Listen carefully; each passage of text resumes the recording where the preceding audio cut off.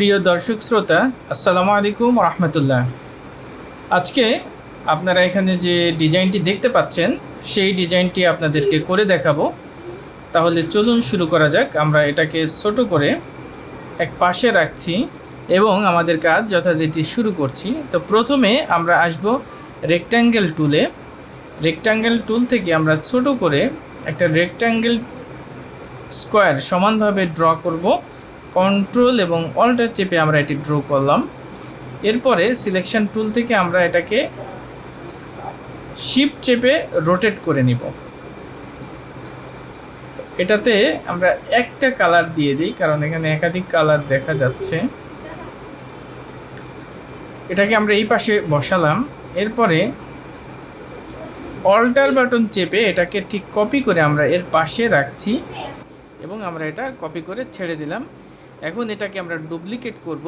তো সেজন্য কিবোর্ড থেকে কন্ট্রোল ডি আমরা প্রেস করব। যতবার প্রেস করব ততবার এটা কপি হবে।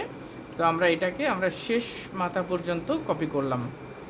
এরপরে আমরা সবগুলাকে একসাথে সিলেক্ট করলাম।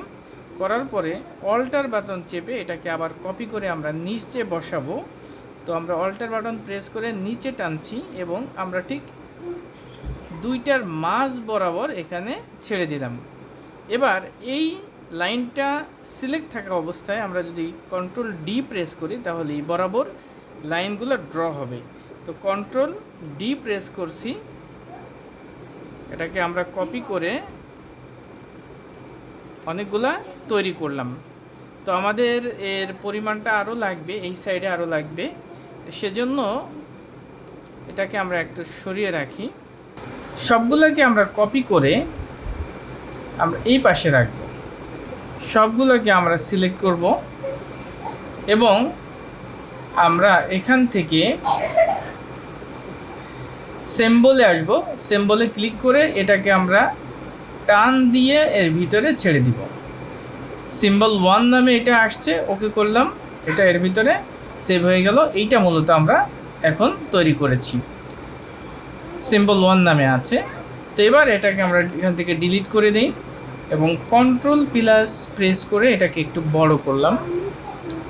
এবার আমরা একটি ইলিপস ড্র করব। তো সেজন্য এখানে আসার পরে ইলিপস টুলে আসলাম। ইলিপস টুল ক্লিক করে অল্টার শিফট বাটন প্রেস করে সমানভাবে এভাবে ড্র করলাম এবং আমরা এখান থেকে লাইন টুলটা নিয়ে ঠিক মিডিল বরাবর একটি লাইন ড্র করলাম।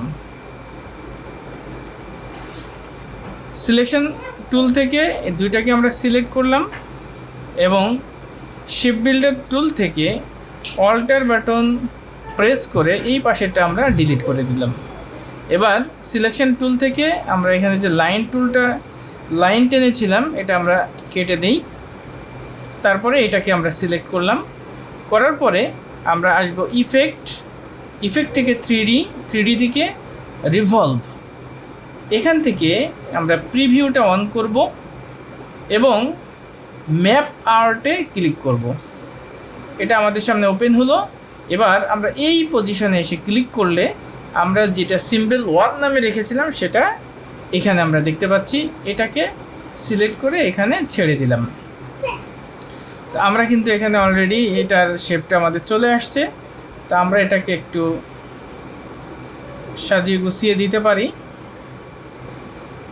এভাবে আমাদের মোটামুটি বলা যায় যে এটা ঠিকভাবে হয়েছে। আমরা ওকে করলাম। এটাকে আমরা অ্যাঙ্গেলটা এদিকে ঘুরিয়ে কিভাবে আপনার ভালো লাগছে সেটা আপনারা দেখে নিতে পারেন। আমরা এভাবে রাখলাম এবং ওকে প্রেস করলাম।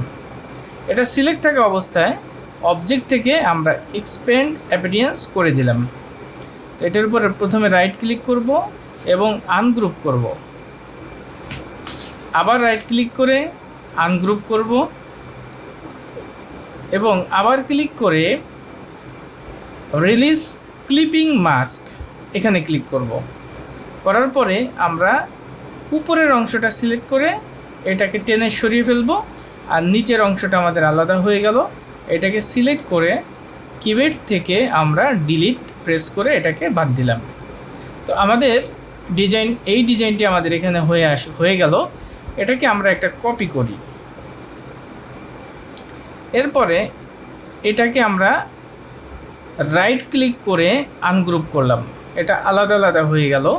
তো এবার আমরা আবার টান দিয়ে সবগুলা সিলেক্ট করলাম এবং এখানে আমরা গ্রেডিয়েন্ট কালার ইউজ করব। তো গ্রেডিয়েন্টে আসলাম, যেহেতু অনেকগুলা ফাইল এখানে ছোট ছোট, সেই কারণে একটু হ্যাং হতে পারে, এজন্য একটু সময় নেওয়া লাগতে পারে। এরপরে আমরা এখান থেকে গ্রেডিয়েন্ট সিলেক্ট করে এখানে গ্রেডিয়েন্ট কালারটা অ্যাপ্লাই করে দিলাম। আমরা চাইলে এটাকে আরও কালার অ্যাপ্লাই করে এটাকে আরও বিভিন্নভাবে কালার মডিফাই করতে পারি। তো এটা এই গ্রেডিয়েন্ট এই যে স্বাভাবিক হয়েছে। এবার আমরা যদি ড্র করে এইভাবে টানি, এটাকে এভাবে বিভিন্নভাবে আমরা আলাদাভাবে রূপ দিতে পারি। এভাবে আমরা আমাদের যদি পছন্দ হয় এটা সিলেক্ট করে রাইট ক্লিক করে গ্রুপ করে আমরা এটা এখানে রেখে দিতে পারি। এই পাঁচটা সিলেক্ট হয়নি, সবগুলো সিলেক্ট করে আমাদেরকে গ্রুপ করতে হবে, তাহলে এটা আমাদের একটা আর্ট করা হয়ে গেল। এবার এটা আমরা এইভাবে রাখতে পারি, অথবা এটাকে যদি আমরা ভিন্নভাবে একটু ড্র করতে চাই সেক্ষেত্রে রাইট ক্লিক করে আনগ্রুপ করব এবং আমরা এদিক থেকে কিছু সিলেক্ট করলাম, করার পরে সেখানে আমরা এখান থেকে একটা কালার অ্যাপ্লাই করলাম।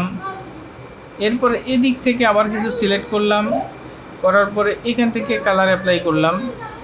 এরপর এদিকে সিলেক্ট করলাম, এখানে আরেকটা কালার অ্যাপ্লাই করলাম। এভাবে আমরা কিন্তু এটাকে পরিবর্তন করতে পারি। এটি আসলে করতে একটু সময়ের ব্যাপার, তো সেজন্য আমাদের যেহেতু আমাদের টিউটোরিয়াল সময়টা বেশি যাবে, সেজন্য আমরা খুব বেশি সময় নিতে চাচ্ছি না।